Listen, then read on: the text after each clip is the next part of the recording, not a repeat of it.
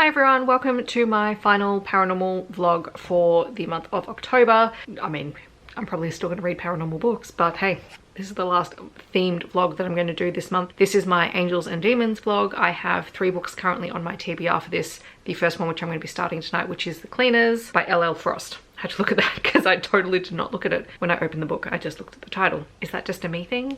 I don't know. Anyway, that's going to be the first book I read. It is 514 pages long. I'm going to start it tonight. I don't know if I'll finish it tonight because it is 7 o'clock. We'll see. The other books that I have, there is one by Alisa Woods called A Deadly Sin, and also Wicked Wings by Elizabeth Briggs. That's what I've got so far. So we will try those.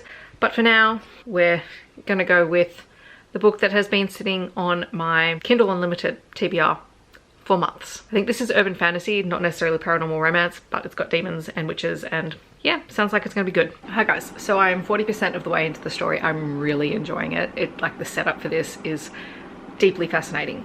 So this is a world where there's humans, and I'm not quite, I think it's like sort of our world.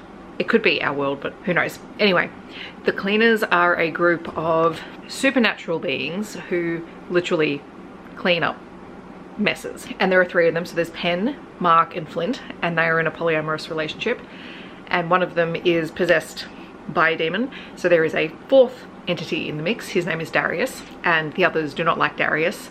They do not like that Mark is possessed by Darius at all. And then the next member sort of this group, who is sort of on the outs at the minute, so the basic setup is they're estranged from Captain Sharp, who is the head of the paranormal division of the police force, which is nicknamed the Woo Woo Squad, which I think is hilarious. Clearly there has been something between all 4 of these people in the past, but at the moment they're on the outs with Sharp. So we get POV chapters from all of them. And in this world, humans know that demons exist.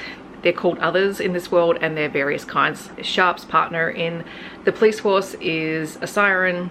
We've had mentions of succubus and imps and all sorts, fire demons. And so now that the world knows that demons exist and that they can travel to and from Earth from the demon world, demons have to have papers to be on Earth, etc. So it's like, it's a business. There are also witches. Anyway, I shouldn't be laughing because it's serious. This one's dealing with child trafficking.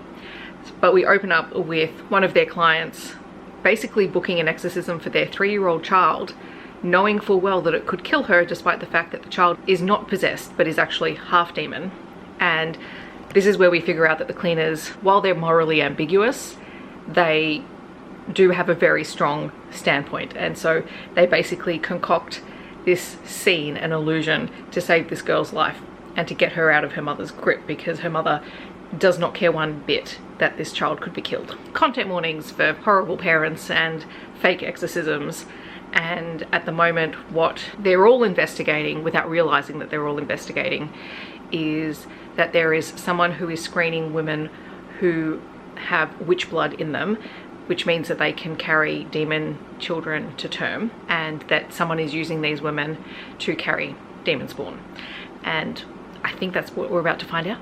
So I'm really excited because the Cleaners have just been arrested and Sharp is about to find out.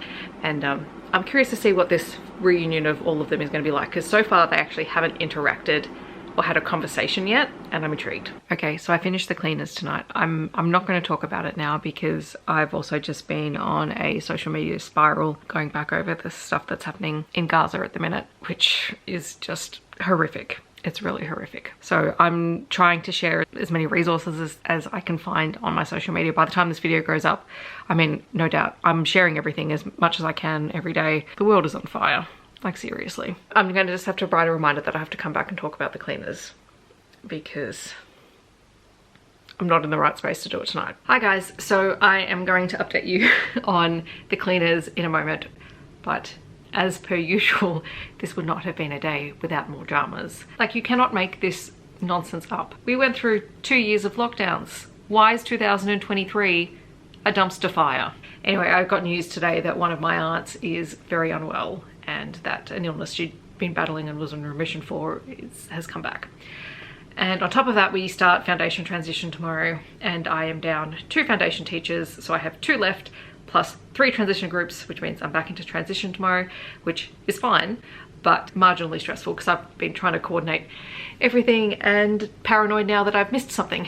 So it will be fine. Like, we are manifesting good things because everything else has just been No words. Anyway, yesterday I finished The Cleaners. This was so pleasantly surprising. So it's by L.L. Frost, and it's the first full-length novel in the Demonic Messes and Other Annoyances series, and I have since found out there are 2 novellas that take place before it, so I have got those and I will probably read them at some point. If the other books that I have selected for this video are disappointing me, this may just become a Demonic Messes video, but we're manifesting good things and we're hoping that that's not going to be the case. So it is a polyamorous urban fantasy / paranormal romance story, and I checked in with you guys partway through and updated you, and I really like the dynamic of all of the characters and the setup for the world, which, as I said, it's very much like our world. I don't know if it's exactly our world, but it's very, very similar. Essentially, they are working with the woo-woo division to try and stop a baby trafficking ring. So basically the antagonists in this book are harvesting the genes of male demons and implanting embryos into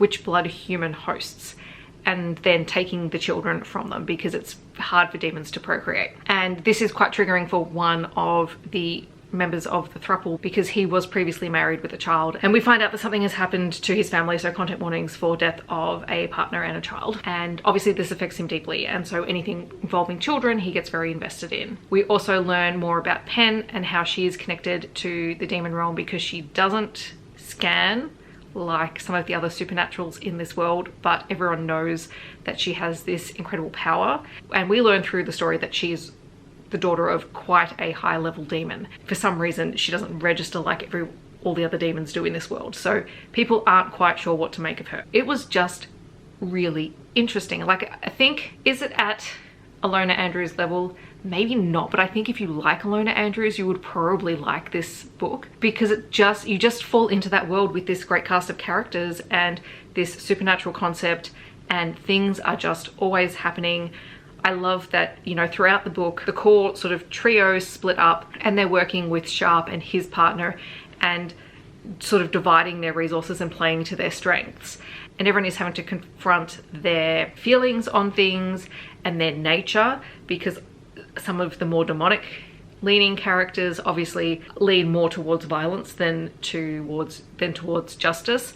And some of them know that they lean that way but are trying to rein it in and trying to be more quote-unquote human. It was so good. It was a 500-page book and it took me about 4 hours to read it. Like, I sped through it. I will be continuing this series. I am hooked and I am very excited to read more about these characters and to see how Sharp integrates himself into this relationship. It's really cool. But tonight I am going to try A Deadly Sin by Alisa Woods, which is book 1 in the Fallen Angels series. We'll see how it goes. I've had this one for ages and I've just never read it. Okay, so I haven't actually started reading yet. It's like half an hour later, but I had to make a couple of phone calls, and while I did that, my Kindle updated itself, you know, turned itself off, turned itself on again, turned itself off, turned itself on again multiple times. And now I think this book has been renamed. It's now Tajil, which I think is the hero's name. So yeah, when I first purchased it, it was called A Deadly Sin. Now it is not called that. Fun fact. All right, so I finished the book. I suppose this is probably one of my aggressively ordinary books. Like, it was fine, but, you know, not as good as yesterday. So in this one, you have Tajil, who is an angel or half human, and his job is to guard a human who is doing experiments into traveling between dimensions, and Charlotte finds herself getting into some trouble with demons and with the Fae as the result of her experiments, and Tajil needs to save her. Meanwhile, Tajil is, you know, trying not to fall as an angel. I'm seriously picky with my angel books, like extremely picky. So aggressively fine is where we are going with this one. Hi guys, so I'm jumping in. I'm actually not going to be filming a clip tonight because I've just had the longest day at work and I am exhausted. I'm so tired. But anyway, we're going to continue. I just wanted to share some mail that I got over the last couple of days. So first of all, thank you to MJ who sent me a copy of Running Wild, which is my favorite K.A. Tucker book. So there's a lovely little card, and she sent me, it's a signed copy, which is so lovely, and it's the Penguin edition, which I don't have. So it's signed. It has a super cute, this is going to focus, it has a super cute fan art bookmark. Like, I love this. And also a Running Wild sticker. So thank you so much again for sending this to me. It was really lovely of you, and it was a really nice surprise to get this week. I actually had this delivered to another place so that it would be safe, because we know my dramas with my apartment building and my mail. I actually think it arrived last week, but I didn't get a chance to pick it up. So I got it and I was so excited. And then also 10 Things That Never Happened by Alexis Hall. Brie and I will be buddy reading this at some point. And I've also been a little bit First Nations purchase happy this week across many things, including books.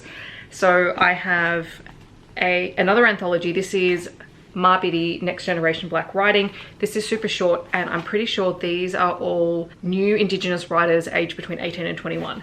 So I'm really looking forward to reading this next month. I might even read it this month, let's be real.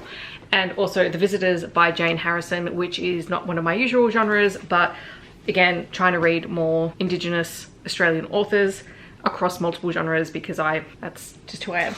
But the other thing that's really exciting and appropriate for this video, so I have this Halloween dress coming from Little Party Dress. It's Pet Sugar Skull print. I'll show you, hopefully, no, it won't arrive before this vlog goes up, but I'll put a photo up when it arrives. Anyway, maybe I'll put a picture of it on the screen. I'll grab it off the website.